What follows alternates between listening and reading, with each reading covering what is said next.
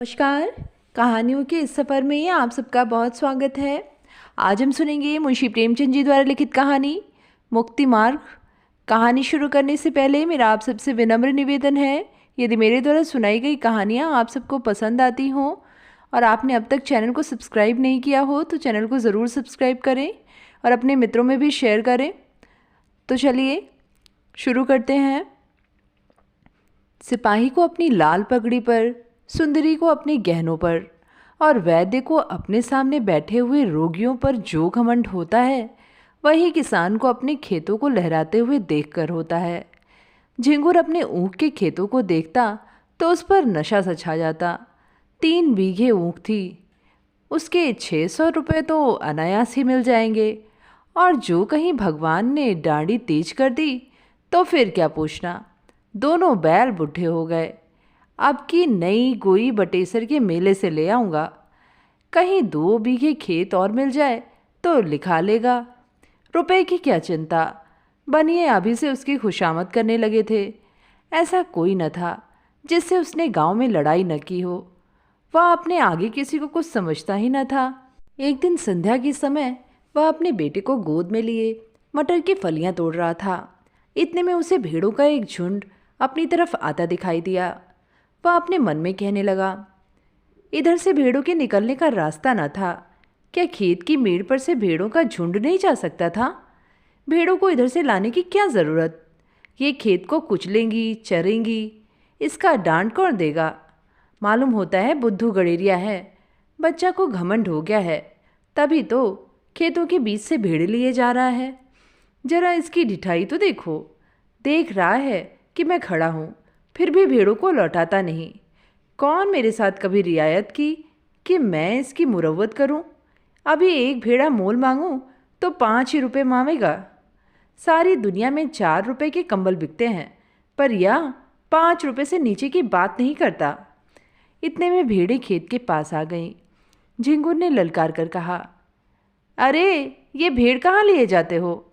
बुद्धू नम्र भाव से बोला, मैं तो डांड पर से निकल जाएंगी, घूमकर जाऊंगा तो कोस भर का चक्कर पड़ेगा। झिंगुर, तो तुम्हारा चक्कर बचाने के लिए मैं अपने खेत क्यों कुचलवाऊं? डांड ही पर से ले जाना है तो और खेतों के डांड से क्यों नहीं ले जाते? क्या मुझे कोई चूहड़ चमार समझ लिया है या धन का घमंड हो गया है? लौटाओ इनको। बुद्धू, मैं तो आज निकल जाने दो, फिर कभी इधर से आऊं तो सजा देना। झिंगुर, कह दिया कि लौटाओ इन्हें। अगर एक भेड़ भी मेड़ पर आई तो समझ लो तुम्हारी खैर नहीं। बुद्धू, मतो अगर तुम्हारी एक बेल भी किसी भेड़ के पैरों तले आ जाए तो मुझे बैठाकर 100 गालियां देना। बुद्धू बातें तो बड़ी विनम्रता से करता था, किंतु लौटाने में अपनी हेठी समझता था।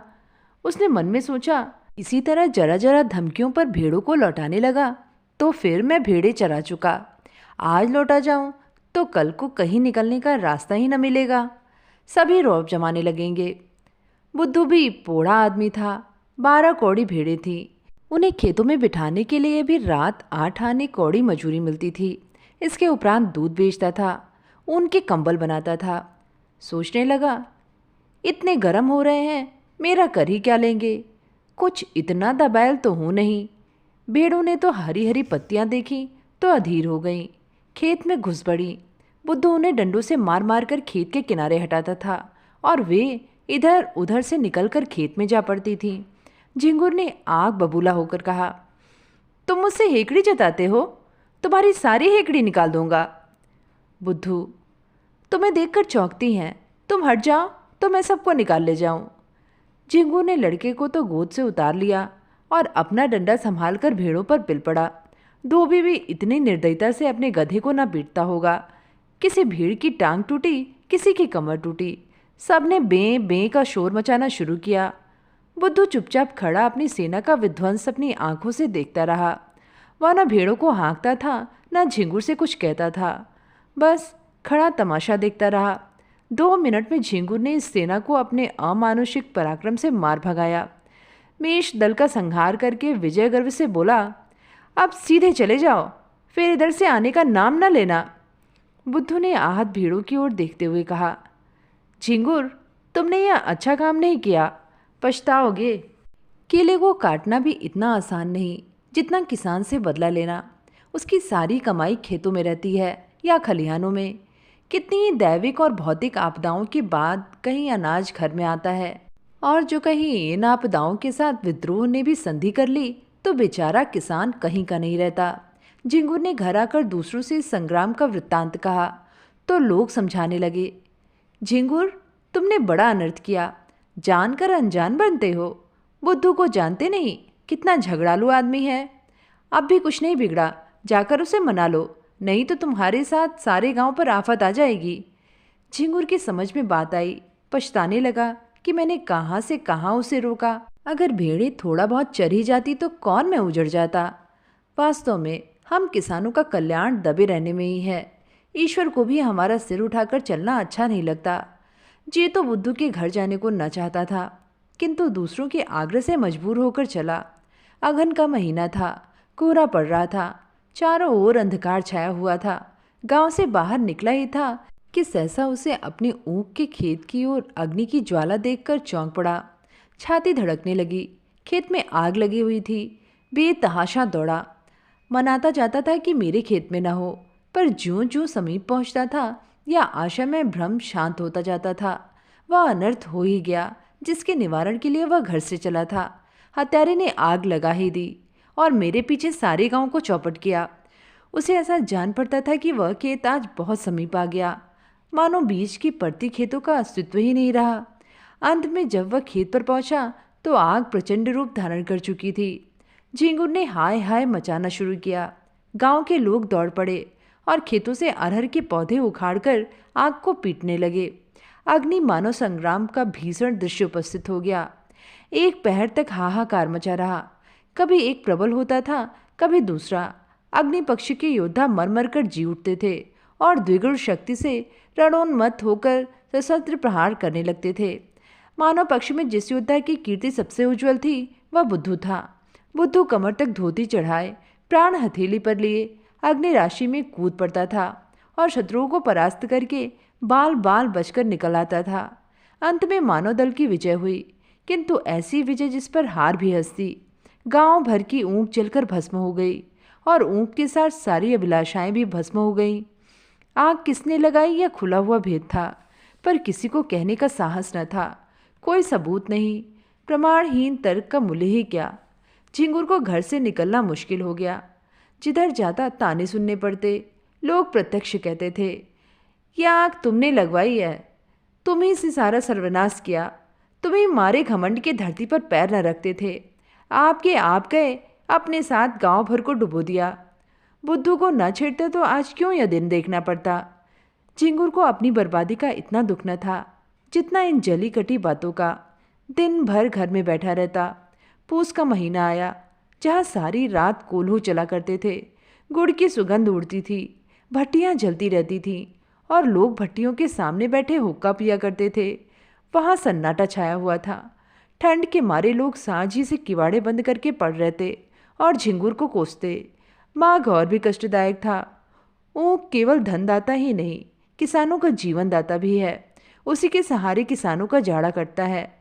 गरम रस पीते हैं, ऊँख की पत्तियाँ चापते हैं, उसके अगोड़े पशुओं को खिलाते हैं। गांव के सारे कुत्ते जो रात को भट्टियों की राख में सोया करते थे, ठंड से मर गए। कितने ही जानवर चारे के अभाव से चल बसे। शीत का प्रकोप हुआ और सारा गांव खांसी बुखार में ग्रस्त हो गया। और यह सारी विपत्ति झिंगुर की करनी थी, अभागे हत्यारे झिंगुर की। झिंगुर ने सोचते सोचते निश्चय किया कि बुद्धू की दशा भी अपनी ही सी बनाऊंगा। उसके कारण मेरा सर्वनाश हो गया और चैन की बंसी बजा रहा है, मैं भी उसका सर्वनाश करूंगा। जिस दिन इस घातक कलह का बीजारोपण हुआ, उसी दिन से बुद्धू ने इधर आना छोड़ दिया था। झिंगुर ने उससे रब्त जब्त बढ़ाना शुरू किया। वह बुद्धू को दिखाना चाहता था कि तुम्हारे ऊपर मुझे बिल्कुल संदेह नहीं है। एक दिन कंबल लेने के बहाने गया, फिर दूध लेने के बहाने गया। बुद्धू उसका खूब आदर सत्कार करता। छीलम तो आदमी दुश्मन को भी पिला देता है, वह उसे बिना दूध और शरबत पिलाए न आने देता। झिंगुर आजकल एक सन लपेटने वाली कल में मजदूरी करने जाया करता था। बहुधा कई कई दिनों की मजदूरी इकट्ठी मिलती थी। बुद्धू की ही तत्परता से झिंगुर का रोजाना खर्च चलता था। अतः झिंगुर ने खूब रब जब बढ़ा लिया। एक दिन बुद्धू ने पूछा, क्यों झिंगुर, अगर अपनी ऊख जलाने वाले को पा जाओ तो क्या करो? सच कहना। झिंगुर ने गंभीर भाव से कहा, मैं उससे कहूँ, भैया तुमने जो कुछ किया बहुत अच्छा किया, मेरा घमंड तोड़ दिया, मुझे आदमी बना दिया। बुद्धू, मैं जो तुम्हारी जगह होता तो बिना उसका घर जलाए ना आता। झिंगुर, 4 दिन की जिंदगानी में बैर विरोध बढ़ाने से क्या फ़ायदा? मैं तो बर्बाद हुआ ही, अब उसे बर्बाद करके क्या पाऊंगा? बुद्धू, बस यही आदमी का धर्म है। पर भाई, क्रोध के बस में होकर बुद्धि उल्टी हो जाती है। फागुन का महीना था। किसान ऊख बोने के लिए खेतों को तैयार कर रहे थे। बुद्धू का बाजार गर्म था। भेड़ों की लूट मची हुई थी। 2-4 आदमी नित्य द्वार पर खड़े खुशामदे करते। बुद्धू किसी से सीधे मुंह बात न करता। भेड़ रखने की फीस दूनी कर दी थी। अगर कोई ऐतराज करता तो बेलाग कहता, तो भैया भेड़े तुम्हारे गले तो नहीं लगाता हूँ, जीना चाहे मत रखो। लेकिन मैंने जो कह दिया है उससे 1 कौड़ी भी कम नहीं हो सकता। गरज थी, लोग इस रुखाई पर भी उसे घेरे रहते थे, मानो पंडे किसी यात्री के पीछे हों। लक्ष्मी का आकार तो बहुत बड़ा नहीं, और वह भी समयानुसार छोटा बड़ा होता रहता है। यहाँ तक कि कभी वह अपना विराट आकार समेटकर उसे कागज के चंद अक्षरों में छिपा लेती है। कभी कभी मनुष्य की जीवा पर जा बैठती है। आकार का लोप हो जाता है, किंतु उनके रहने को बहुत स्थान की ज़रूरत होती है। वह आई और घर बढ़ने लगा। छोटे घर में उनसे नहीं रहा जाता। बुद्धू का घर भी बढ़ने लगा। द्वार पर बरामदा डाला गया। 2 की जगह 6 कोठरियाँ बनवाई गईं। यूँ कहिए कि मकान नए सिरे से बनने लगा। किसी किसान से लकड़ी मांगी, किसी से खपरों का आवा लगाने के लिए उपले, किसी से बांस और किसी से सरकंडे। दीवार की उठवाई देनी पड़ी, वह भी नगद नहीं, भेड़ों के बच्चों के रूप में। लक्ष्मी का यह प्रताप है। सारा काम बेकार में हो गया। मुफ्त में अच्छा खासा घर तैयार हो गया। गृह प्रवेश के उत्सव की तैयारियां होने लगी। इधर झिंगुर दिन भर मजदूरी करता तो कहीं आधा पेट अन्न मिलता। बुद्धू के घर कंचन बरस रहा था। झिंगुर जलता था तो क्या बुरा करता था? यह अन्याय किससे सहा जाएगा? एक दिन वह टहलता हुआ चमारों के टोले की तरफ चला गया। हरिहर को पुकारा। हरिहर ने आकर राम राम की और चीलम भरी। दोनों पीने लगे। यह चमारों का मुखिया बड़ा दुष्ट आदमी था। सब किसान इससे थर थर काँपते थे। झिंगुर ने चीलम पीते पीते कहा, आजकल फाग वाग नहीं होता क्या? सुनाई नहीं देता। हरिहर, फाग क्या हो, पेट के धंधे से छुट्टी ही नहीं मिलती। कहो, तुम्हारी आजकल कैसे निपटी है? झिंगुर, क्या निपटी है? नकटा जिया बुरे हवाल। दिन भर कल में मजदूरी करते हैं तो चूल्हा जलता है। चांदी तो आजकल बुद्धू की है, रखने को ठौर नहीं मिलता। नया घर बना, भेड़ें और ली हैं। अब गृह प्रवेश की धूम है, सातों गांव में सुपारी जाएगी। हरिहर, लक्ष्मणी मैया आती हैं तो आदमी की आंखों में सील आ जाता है, पर उसको देखो, धरती पर पैर नहीं रखता। बोलता है तो ऐंठ ही कर बोलता है। झिंगुर, क्यों न ऐंठे? इस गांव में कौन है उसकी टक्कर का? पर यार, यह अनीति तो देखी नहीं जाती। भगवान दे तो सिर झुका कर चलना चाहिए, या नहीं कि अपने बराबर किसी को समझे ही नहीं। उसकी डींग सुनता हूँ तो बदन में आग लग जाती है। कल का बानी आज का सेठ, चला है हम ही से अकड़ने। अभी कल लंगोटी लगाए खेतों में कौवे हकाया करता था, आज उसका आसमान में दिया जलता है। हरिहर, कहो तो कुछ उद्योग करूं। झिंगुर, क्या करोगे? इसी डर से तो वह गाय भैंस नहीं पालता। हरिहर, भेड़ें तो हैं। झिंगुर, क्या बगला मारे पखना हाथ? हरिहर, फिर तुम ही सोचो। झिंगुर, ऐसी जुगत निकालो कि फिर पनपने न पावे। इसके बाद फुसफुस करके बातें होने लगी। वह एक रहस्य है कि भलाइयों में जितना द्वेष होता है, बुराइयों में उतना ही प्रेम। विद्वान विद्वान को देखकर, साधु साधु को देखकर और कवि कवि को देखकर जलता है। एक दूसरे की सूरत नहीं देखना चाहता, पर जुआरी जुआरी को देखकर, शराबी शराबी को देखकर, चोर चोर को देखकर सहानुभूति दिखाता है, सहायता करता है। एक पंडित जी अगर अंधेरे में ठोकर खाकर गिर पड़े तो दूसरे पंडित जी उन्हें उठाने के बदले 2 ठोकरें और लगाएंगे कि वह फिर उठ ही न सके। पर एक चोर पर आफत आई देखकर दूसरा चोर उसकी मदद करता है। बुराई से सब घृणा करते हैं, इसलिए बुरों में परस्पर प्रेम होता है। भलाई का सारा संसार प्रशंसा करता है, इसीलिए भलों से विरोध होता है। चोर को मारकर चोर क्या पाएगा? घृणा। विद्वान का अपमान करके विद्वान क्या पाएगा? यश। झींगुर और हरिहर ने सलाह कर ली। षड्यंत्र रचने की विधि सोची गई। उसका स्वरूप, समय और क्रम ठीक किया गया। झींगुर छला तो अकड़ा जाता था, मार लिया दुश्मन को, अब कहाँ जाता है। दूसरे दिन झींगुर काम पर जाने लगा तो पहले बुद्धू के घर पहुंचा। बुद्धू ने पूछा, क्यों, आज नहीं गए क्या? झींगुर, जा तो रहा हूँ, तुमसे यही कहने आया था कि मेरी बच्चिया को अपने भेड़ों के साथ क्यों नहीं चरा दिए करते। बेचारी खूंटे से बंधी बंधी मरी जाती हैं, न घास न चारा, क्या खिलाएं। बुद्धू, भैया मैं गाय भैंस नहीं रखता, चमारों को जानते हो, एक ही हत्यारे होते हैं। इसी हरिहर ने मेरी 2 गौवें मार डाली, न जाने क्या खिला देता है। तब से कान पकड़े कि अब गाय भैंस न पालूंगा, लेकिन तुम्हारी एक ही बच्चिया है, उसका कोई क्या करेगा। जब चाहो पहुंचा दो। क्या कहकर बुद्धू अपने गृहोत्सव का सामान उसे दिखाने लगे। घी, शक्कर, मैदा, तरकारी सब मंगा रखा था। केवल सत्यनारायण की कथा की देर थी। झींगुर की आंखें खुल गईं। ऐसी तैयारी न उसने स्वयं कभी की थी, न किसी को करते देखी थी। मजूरी करते घर लौटा तो सबसे पहला काम जो उसने किया वह अपनी बच्चिया को बुद्धू के घर पहुंचाना था। उसी रात को बुद्धू के यहाँ सत्यनारायण की कथा हुई, ब्रह्म भोज भी किया गया। सारी रात विप्रों का आगत स्वागत होने लगा। भेड़ों के झुंड में आने का अवकाश ही न मिला।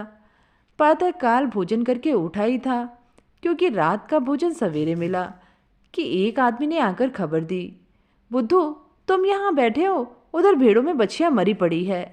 भले आदमी उसकी पगैया भी नहीं खोली थी। बुद्धू ने सुना और मानो ठोकर लग गई। झींगुर भी भोजन करके वहीं बैठा था। बोला, हाय हाय मेरी बच्चिया, चलो जरा देखो तो, मैंने तो पगैया नहीं लगाई थी, उसे भेड़ों में पहुंचाकर अपने घर चला गया। तुमने ये पगैया कब लगा दी? बुद्धू, भगवान जाने जो मैंने उसकी पगैया देखी भी हो, मैं तो तब से भेड़ों में गया ही नहीं। झींगुर, जाते न तो पगैया कौन लगा देता, गए होगे, याद ना आती होगी। एक ब्राह्मण, मरी तो भेड़ों में ही है ना, दुनिया तो यही कहेगी कि बुद्धू की असावधानी से उसकी मृत्यु हुई, पगैया किसी की हो। हरिहर, मैंने कल सांझ को इन्हें भेड़ों में बच्चिया को बांधते देखा था। बुद्धू, मुझे? हरिहर, तुम नई लाठी कंधे पर रखे बच्चिया को बांध रहे थे। बुद्धू, बड़ा सच्चा है तूने मुझे बच्चिया को बांधते देखा था। हरिहर, तो मुझ पर काहे बिगड़ते हो भाई, तुमने नहीं बांधी नहीं सही। ब्राह्मण, इसका निश्चय करना होगा, गो हत्या का प्रायश्चित करना पड़ेगा, कुछ हंसी ठट्ठा है। झींगुर, महाराज कुछ जानबूझकर तो बांधी नहीं। ब्राह्मण, इससे क्या होता है, हत्या इसी तरह लगती है, कोई गऊ को मारने नहीं जाता। झींगुर, हाँ, गऊओं को खोलना बांधना है तो जोखिम का काम। ब्राह्मण, शास्त्रों में इसे महापाप कहा गया है, गऊ की हत्या ब्राह्मण की हत्या से कम नहीं। झींगुर, हाँ, फिर गऊ तो ठहरी ही, इसी से न इनका मान होता है, जो माता सो गऊ। लेकिन महाराज चूक हो गई, कुछ ऐसा कीजिए कि थोड़े में बेचारा निपट जाए। बुद्धू खड़ा सुन रहा था कि अनायास मेरे सिर हत्या मरी जा रही है। झींगुर की कूटनीति भी समझ रहा था। मैं लाख कहूँ, मैंने बच्चियाँ नहीं बांधी, मानेगा कौन? लोग यही कहेंगे कि प्रायश्चित से बचने के लिए ऐसा कह रहा है। ब्राह्मण देवता का भी उसका प्रायश्चित कराने में कल्याण होता था। भला ऐसे अवसर पर कब चूकने वाले थे? फल यह हुआ कि बुद्धू को हत्या लग गई। ब्राह्मण भी उसे जले हुए थे। कसर निकालने की घात मिली। 3 मास का भिक्षा दंड दिया। फिर 7 तीर्थ स्थानों की यात्रा, उस पर 500 विप्रों का भोजन और 5 गऊओं का दान। बुद्धू ने सुना तो बधिया बैठ गई। रोने लगा तो दंड घटाकर 2 मास कर दिया गया। इसके सिवा कोई रियायत नहीं हो सकी, न कहीं अपील न कहीं फरियाद। बेचारे को यह दंड स्वीकार करना पड़ा। बुद्धू ने भेड़ें ईश्वर को सौंपी। लड़के छोटे थे, स्त्री अकेली क्या क्या करती। गरीब जाकर द्वारों पर खड़ा होता और मुंह छिपाए हुए कहता, गाय की बाछी दिया बनवास। भिक्षा तो मिल जाती, किंतु भिक्षा के साथ 2-4 कठोर अपमानजनक शब्द भी सुनने पड़ते। दिन को जो कुछ पाता वही शाम को किसी पेड़ के नीचे बनाकर खा लेता और वहीं पड़ रहता। कष्ट की तो उसे परवाह न थी।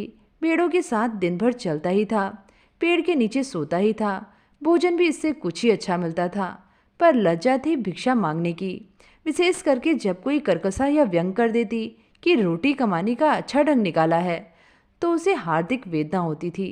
पर करे क्या। 2 महीने के बाद वह घर लौटा। बाल बढ़े हुए थे, दुर्बल इतना मानो 60 वर्ष का बूढ़ा हो। तीर्थ यात्रा के लिए रुपयों का प्रबंध करना था। गडेरियों को कौन महाजन कर्ज दे। भेड़ों का भरोसा क्या। कभी कभी रोग फैलता है तो रात भर में दल का दल साफ हो जाता है। उस पर जेठ का महीना, जब भेड़ों से कोई आमदनी होने की आशा नहीं।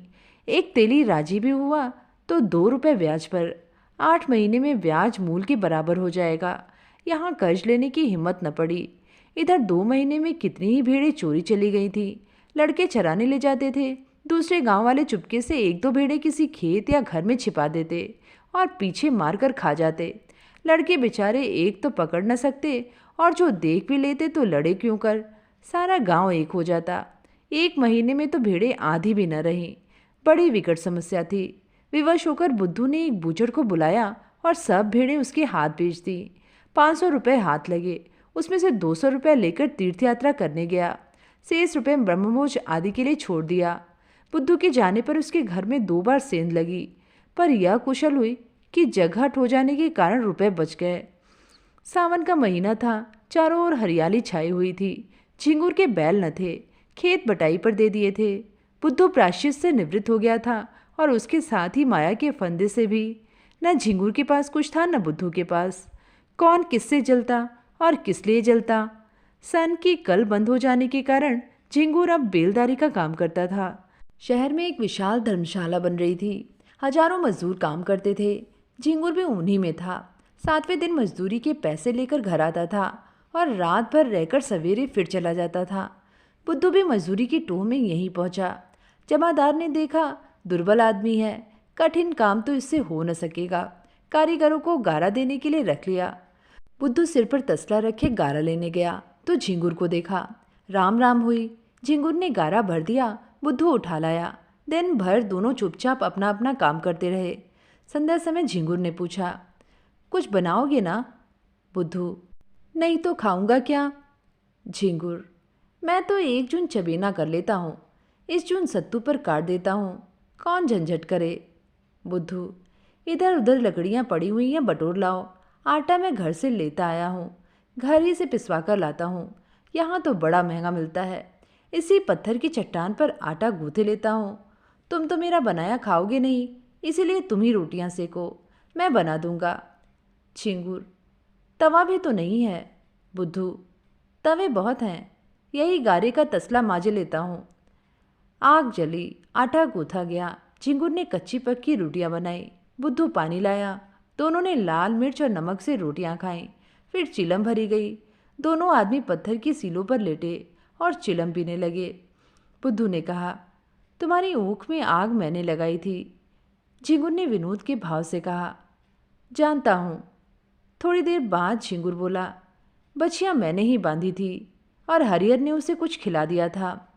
बुद्ध ने भी धीरे से वही भाव से कहा, जानता हूँ। फिर दोनों सो गए। तो ये थी कहानी मुक्ति मार्ग। कहानी आप सबको कैसी लगी नीचे कमेंट में लिख के ज़रूर बताइएगा। फिर मिलेंगे एक नई कहानी के साथ। धन्यवाद।